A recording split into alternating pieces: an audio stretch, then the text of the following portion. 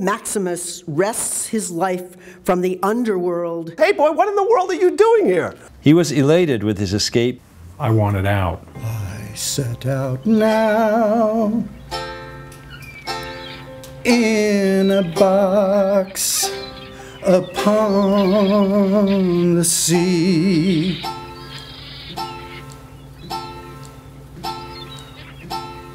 This is called The Half-Life, and it's for a woman I don't actually know, but my mom is a hospice nurse, and it's one particular patient that I talked to for a while until she passed away. The half-life. We won't have destroyed anything unless we destroy the ruins too. So, when the nuclear holocaust happened yesterday, it was bad, of course, very bad for the world.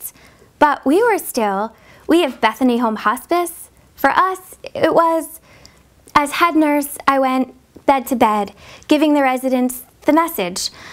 Nuclear free for all, world's gone. Bethany Home, made of nuclear bunker materials, constructed in the 90s, when such things are on sale. In short, we had survived. And the residents were really roused. The news, the adrenaline, their lives for months might be extended. Clean drinking water wasn't a problem. We had the IV drips. Also, tuna, Jell-O, enough rice pudding to fill a therapeutic whirlpool. They got a knitting circle going. Tried their old hands at wool radiation suits. They knit like crazy. It was great to see their minds off their bodies. But if we were what was left, we would need to repopulate. The early onset female dementias had to immediately start shock treatments in case their minds could make it if they became pregnant. There were very few men. There were always very few men. But there were some male cases with sperm potential. Of course, us staffers were mostly past childbearing age, but Bettina, the night nurse's aide, and Renaud, the night security guy, had been on a few breakfast dates. Our acutest hope. They were given the freshest cans of tuna. Elvira on the 3rd floor, 90 and no help. Elvira said we could extract her healthy teeth for dental work if ever the new baby needed. Really, it was how it should. All the dying ones feeling as if they were merely everyone putting in bids to have their deathbed be used for Bettina's labor. But then Bettina and Renaud had their baby, and it was stillborn. And every single person who still had arms in Bethany Home took turns holding the. We will try again, I said. But Bettina and Renaud, as we were passing around, they'd left to build a house of straw in the radioactive wilderness. It was Helen's turn to hold the. Helen had ALS and I had to help. I was crouching down, the infant half in my arms and half in Helen's. Helen said, "How beautifully easy to break." I said, firmly, "Helen, it is already broken." But she had bent me. Then Philomena, the blind diabetic, rubbed my cheek and said it too. "So easy to break." "That," I said, "is reality. That's nature. The seasons," I said, firmly. "There are 4 of them. It is spring." It was spring by the calendar. At least, I'm not young. Autumn, if anything. But yes, I've embroidered on my uniform peas blossoms. "Please," they said. Philomena was fingering the threads of my peas blossoms.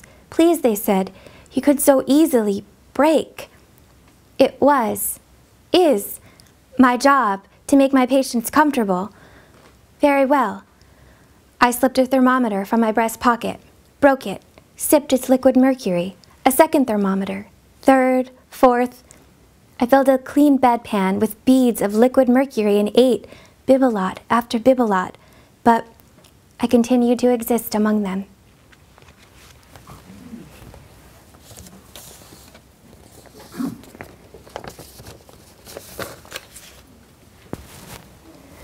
Oil spill, baby. Here is our cold kettle, and here is our baby with a ribbon of crude round its rattle. We cannot keep the windows closed even in winter, lest he, rebreathing his own volatile organic compound breath, cancers himself.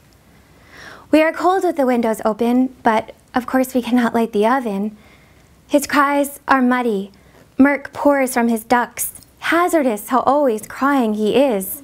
He is always crying, and the oily drops are staining his penguin sweater, but we need the money, and I must to my job at the fire station now.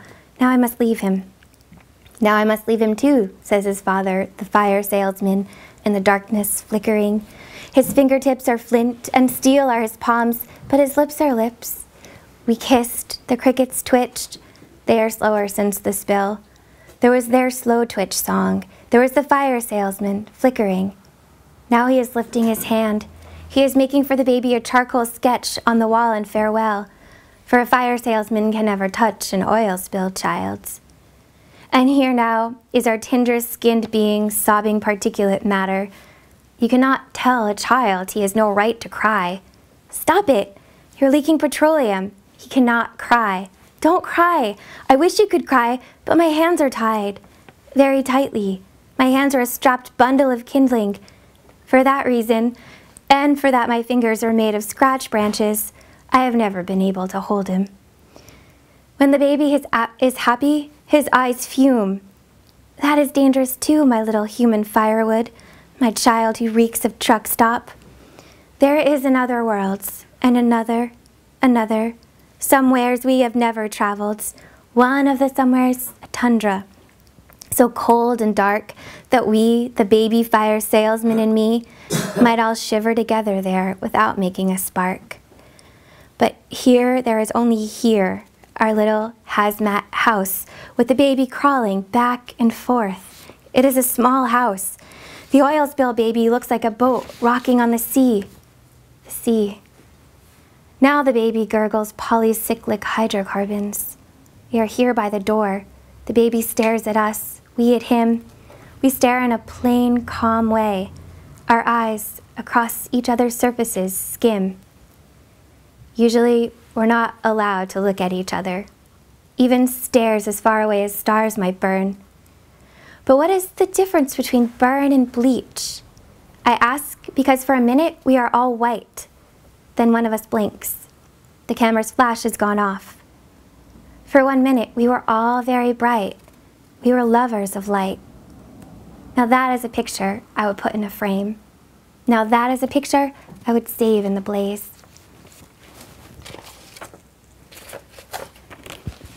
My last one is really still a work in progress, but even in the car. But thank you for letting me read here, and thank you for being such a nice audience. Thank you, Kate. I look forward to your reading. Who goes there? This chrysalis is pure hypnosis. There's nothing in the kitchen so bewitching. I want to get in. But you are inside. There is only one moth to be in the pantry. You. It is me. Who is thinking this? If it is I, then how did I get outside? So far outside, I have left the room. I am aflutter beyond the screen. Is this where the moth feels? Now I am even farther. I no longer recall the kitchen. There is just a sculpture of a moth and an inscription on its plinth. Nothing in the world was diaphanous as this. Now I am so far away that I cannot say that I am far. I am nowhere to be far from. But my mind is in the kitchen. If all the dead moth minds stayed to fly about the room, the air would be very thick, just little pockets, just recesses in the moth decease where someone could really breathe. But I would give up breathing for seeing. You are seeing. You are inside right now. The only thing to do is see out. I cannot. And now I'm outside again. How? I cannot explain to myself. I am severely constrained by the moth tongue. Wasn't I the chrysalis at the start? I was. I felt the moth shaking its wings in me. I did. But then I was very busy. I mean, the writer me. I mean, we had moths in the pantry. I was spraying vinegar on the counters. No, don't go back to that. Stay the chrysalis. Try harder. I have to clean the kitchen. I have to kill the moths. I've seen you kill the moths. You squeeze them into a tissue. I am watching myself kill moths until I'm spraying the vinegar into my own eyes. They sting. Now you can go back to that squeezing moment. Squeeze your eyes shut. How much? With as much violence as it takes to kill a moth. I like this. I like when everything is boiled down into a kind of jelly, a clear jelly. Moths have died to get inside this jelly. No, they are not dead inside the jelly. They are green and vivified. No, they all got trapped inside. They died. The place you are too fluttery to live in is jelly. Seeing inside the chrysalis is jelly. Jelly is liberty and greenery, yallery. I can be... No, you can't. You must be alone, and you can't. Thank you.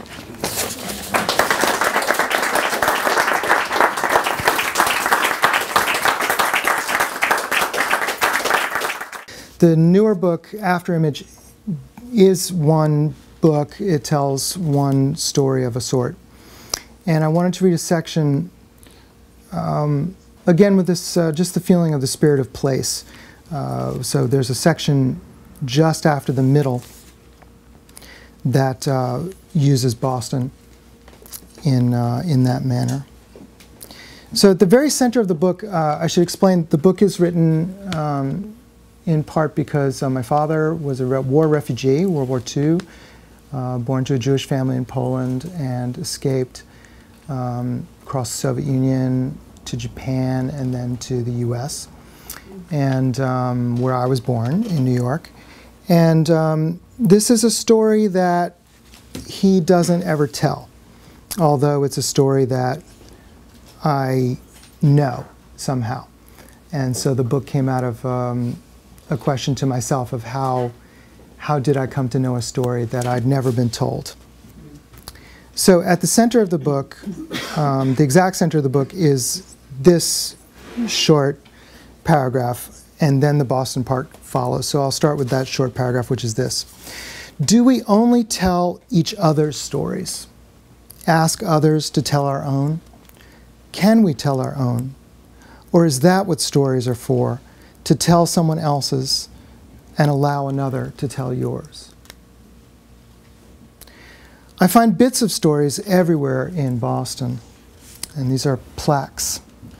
D.L. Moody, Christian evangelist, friend of man, founder of the Northfield Schools, was converted to God in a shoe store on this site, April 21, 1855. That's down on State Street. The great artist and past national president who performed one of his well-known escapes from this bridge on May 1st, 1908, Society of American Magicians, Boston Assembly Number 9. I guess there were at least 8 other assemblies of American magicians in Boston alone. This escalator is dedicated to the memory of Counselor Hyman Pill, friend of the subway rider and all mankind. That's in Central Square, Cambridge. And the plaques of memory, those I saw in Paris as a child, to the martyrs of the resistance fallen on this spot, nearly always with flowers fresh or recently faded. The bullet holes in the walls fascinated me then. In Paris now, I take note of a different set of markers. And this is in French, but I will translate it for you. Well, I'll just read it in English. 165 Jewish children from this school, deported to Germany during the Second World War, were exterminated in the Nazi camps. N'oubliez pas, which is don't forget or never forget. This in the Marais at the beautiful stone school building behind the Marché des Blancs-Manteaux. Inscribed over one of the 2 entrances, it says, École primaire, Commune de jeunes garçons israélites, mode mutuel, fonds municipal, juin, and it has a date. Primary school for the Jewish children. Over the other door, the stones are effaced. Asile, école, prim, al de jeunes israélites. I look up asile, refuge, cognate asylum, or is it a fragment? Who memorializes the survivors? They have to die before they can be remembered. And when they die, the ones who remember them, but not the events they survived, will write their stories, if they ever told them to anyone. A plaque is for the dead. An effaced inscription is for the living, or the living are an effaced inscription. In Boston, it's as if we live in a utopian novel about the future, its vocabulary rooted and limited by the past's projection. The 1930s steel towers of Post Office Square, the Italianate parapets of State Street, the granite office blocks named for once prominent families, each an old idea of what should be here now. The present and the future may be as entangled here as in Japanese. I sang this once about Walden Pond, and this is a quote from a song. We went walking in circles today, at the edge of water, of now and never. We're never in time. But it could have been equally about Logan Airport, flat earth with low hills beyond, the setting sun exactly as in the Luminists' paintings, the use of the land exactly as Henry Adams might have predicted. Long walk through neighborhoods not meant for walking, overpass to train tracks, CSX loading facility, car repair shops, and the domestic life hard by, sagging wooden balconies on the backs of brick buildings, Boston International Gourmet with signs otherwise in Russian, Allston Tropical Market with a few Brazilian products on largely empty shelves, imported soap, Easter candy, magazines, an enema kit, plantains, meat, packaged bread. A girl makes silly faces at her mother through the curtains of a ground floor window. I think of something my mother told me only recently, how in New York during the war, my father's parents' friends would bring to the house all their bills, official forms, and documents for my father to translate, fill out, make calls about, or otherwise fix. He was still a boy, but the only one who had learned enough English. He resented it, she said. Was it the responsibility he disliked? The tie to the émigrés, the constant reminder of their troubles, or perhaps the use of his skills for their ends. A wag has placed a plaque to Quentin Compson's suicide on the bridge back to Cambridge. Quentin Compson, drowned in the odor of honeysuckle, 1891-1910. Lyric, only a moment amid a life of failure. Life of success would be epic. So that was the section I wanted to read from there. It makes use of quotations from my own work, which is kind of an odd thing to have done so early in one's career. Maybe it's odd at any age, I don't know. But so there are songs in it, and there are actually also quotations from my first book, which is kind of was an odd gesture, but there you go.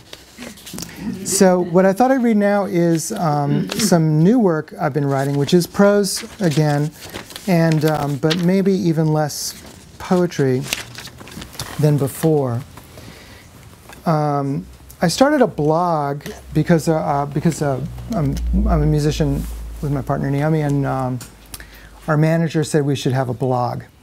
So I started a blog, and it's for music. It's called International Sad Hits, and it has music I enjoy on it from places we've traveled to or have otherwise found out about music that most people outside their own culture don't learn about. Because it's amazing, you go places and big stars or important underground figures to a music scene in another country that doesn't speak English never make it out of that country. It doesn't matter how influential they've been on this entire nation's musical tradition, but if they don't sing in English in this day and age, it doesn't travel very far. And so we've discovered a lot of amazing music that wasn't so hard to find once you were somewhere and just asking who are the best Italian singers or who are the best Japanese singer-songwriters who play acoustic guitar, or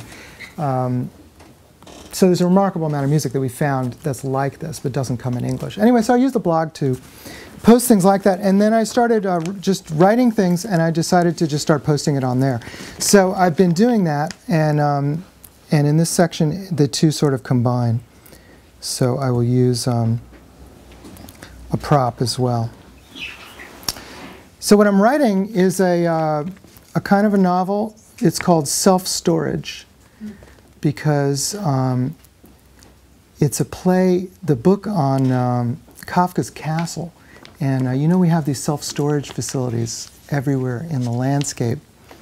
And somehow I felt they're like our castle. I don't know, it's just like these spaces that you don't get to go in unless you really belong there. So the main character works in one of these, and his name is Kay. So I'll read you a section, it's not the very beginning, where Kay is in this self-storage facility. It was with particular surprise, bordering on alarm, that Kay felt his office door open from the outside one otherwise unremarkable morning. His back was to the entrance, and he doubted the sensation so much that he did not turn around at first, thinking it a phantom feeling or even a memory. A small presence soon made itself known, however. Its first sound was not speech so much as a coo. Kay turned, expecting to find a bird that had somehow trapped itself in the room. His eyes met instead a girl's, perhaps a woman's, small and frail as a child, but with a clenched jaw and taut frame that indicated years spent resisting some force, like wind on a ship's deck. Her eyes narrowed. "Who are you?" she asked, leaving Kay with a distinct sensation of being himself the force she was now facing head-on. Her hair was pulled back as taut as her body, her hands were on her hips, she was squared against him in a manner that made it clear, above all, that he could not possibly knock her down. He wondered if she might be an expert in some martial art. "I am Kay, the caretaker of this self-storage facility," said Kay. Although it had been so long since he had spoken words aloud, he couldn't be sure they were intelligible. Language in the head is different than on the tongue, he thought, and made a mental note to practice speaking aloud more to keep his vocal cords active. The woman looked at him without saying anything further. Could it be that he had spoken in a different language than he intended? Not too long ago, he had opened a unit with Berlitz instruction tapes, and he had been playing them indiscriminately on a dictaphone he had found in a unit of office supplies. He didn't care what language they were teaching. It was their cadence that pleased him, the repetition of phrases, the slow development of complex sentences out of tiny units, like a magnet attracting bits of metal and somehow turning itself into a machine. He had spoken aloud so little lately and listened so much.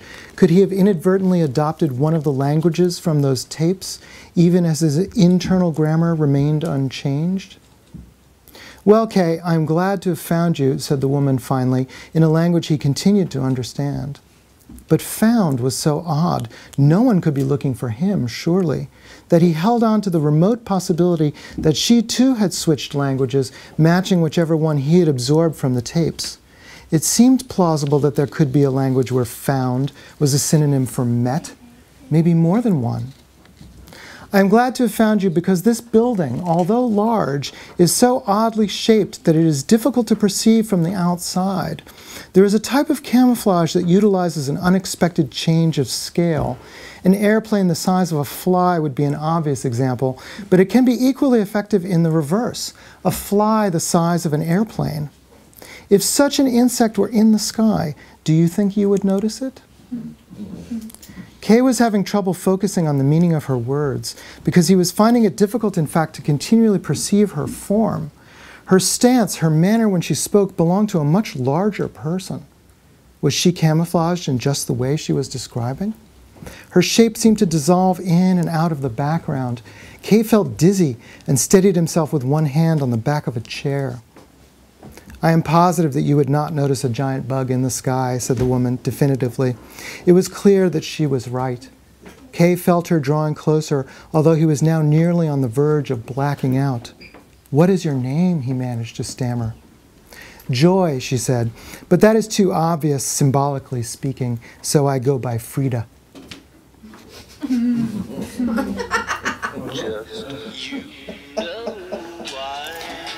When Kay came to, there was music playing, a song he could not identify, but which felt nonetheless familiar.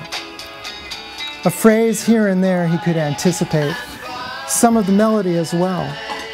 And yet when the middle eight modulated unexpectedly, Kay knew for certain he had never before heard the tune. Sometimes we'll Throughout the days, our true love ways will bring us joy to share with those who really care. But Frida means peace. Joy is Freude, he said to Frida, who was lying beside him. She looked at him with pity. The song ended, and another immediately began. Almost. Almost immediately began.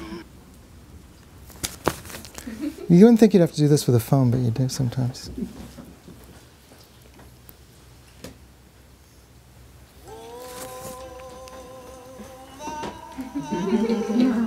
This one he knew for sure. It was unchained melody. But where was this music coming from? Frida stood up abruptly, drawing herself as tall and taut as he had first seen her in the doorway. It was like watching a sail hoisted on a mast. Kay, meanwhile, resembled more a heap of rope left on a dock. Had he been asleep? Had he experienced love? He wasn't sure of these last moments, or how many there had been. The righteous brothers were singing, and time goes by so slowly, in a way that made it self-evident.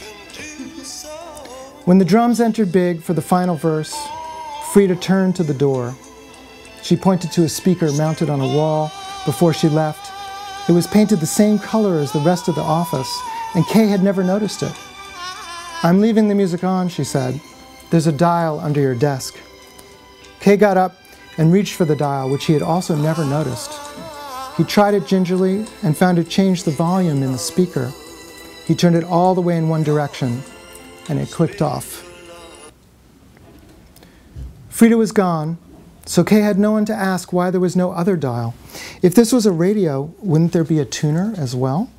Or where else this music could be coming from? As for why he hadn't noticed it before, Frida had already made it clear. He had. There's no missing a bug the size of an airplane, but including it in one's view was another matter. Kay looked around at the familiar office, straining to see more objects hidden from him in plain sight. He examined the volume knob under the desk and found it attached to a wire which snaked down a table leg to the floor, then ran like a rodent across the floor to the nearest wall, along that wall to the corner of the room, up the corner to the ceiling, and out the top. Dust fell in Kay's eye as he poked gingerly at the hole in the ceiling, and he scrambled off the chair he was standing on. When he was able to open his eyes, he thought he could hear music again. This time it wasn't emanating from the speaker that Frida had pointed out. It was coming from the tiny hole in the ceiling. Kay stood once more on the chair and stretched his ear toward the hole despite the dust. He could just faintly hear strings swelling in what seemed like a patriotic tune. He jumped down. This was such an unusually athletic gesture for Kay, it gave him a rush of adrenaline. Went straight to his desk and turned the volume knob. Strings swelled out of the speaker on the wall. Now that he could hear more clearly, he realized it wasn't a patriotic tune. It was the can-can, played as if it were an anthem. This time Kay left the volume on and fell back heavily in his chair. He sat there in a kind of stupor, listening as the music continued, from the nationalistic can-can to a crooner smoothly singing, "Don't look so sad. I know it's over. But life goes on, and this old world will keep on turning. Let's just be glad we had some time to spend together. There's no need to watch the bridges that we're burning." Kay waited for these opening lines to repeat, but the singer instead stretched like a cat and meandered off, repeating an anodyne chorus endlessly, humming it, handing it off to strings, taking it back, changing keys, even whispering over it at one point with reassuring but meaningless words, anything except returning to that distressing first image. Had Kay heard the words correctly? Were these banal lovers, in fact, saboteurs, holding hands on some lofty perch as they watched the destruction they had wrought below? A voice interrupted the singer, bringing this puzzling plot to an end, if not conclusion. "This is the memory station," it said, with the mellifluous calm of a radio DJ. and another song began. I'll stop there. Thanks.